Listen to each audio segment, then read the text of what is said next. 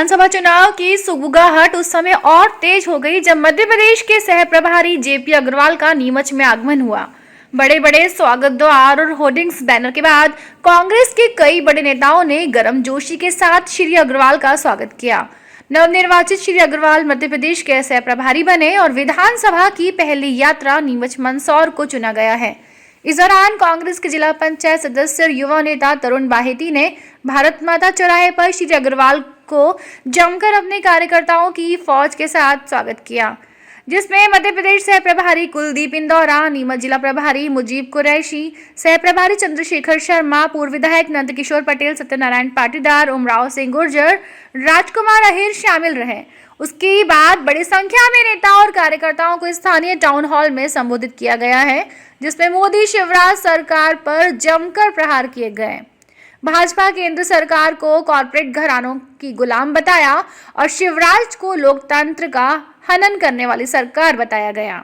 इस दौरान कांग्रेस की फुटबाजी पर अपनी सफाई पेश की और आगामी विधानसभा चुनाव में मध्य प्रदेश में कांग्रेस सरकार बनने की बात कही।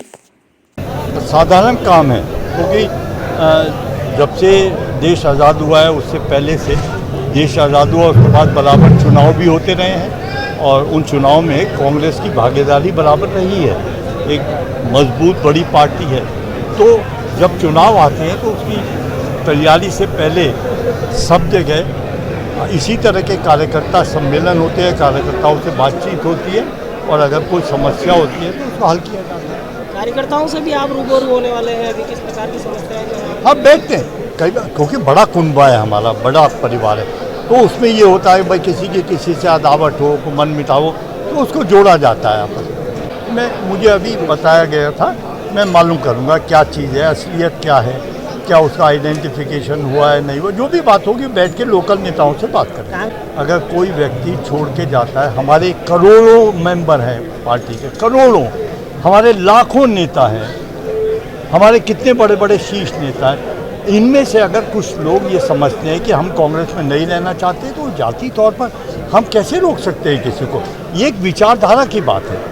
मैंने अभी आपको बताया हमारी विचारधारा क्या है। अगर कोई दूसरी विचारधारा में जाना चाहता है तो हम क्या कर सकते हैं? प्रधानमंत्री मोदी जी पर आपने मुकदमे चलने की बात कही है सर, एक छोटा क्वेश्चन है। बोलिए।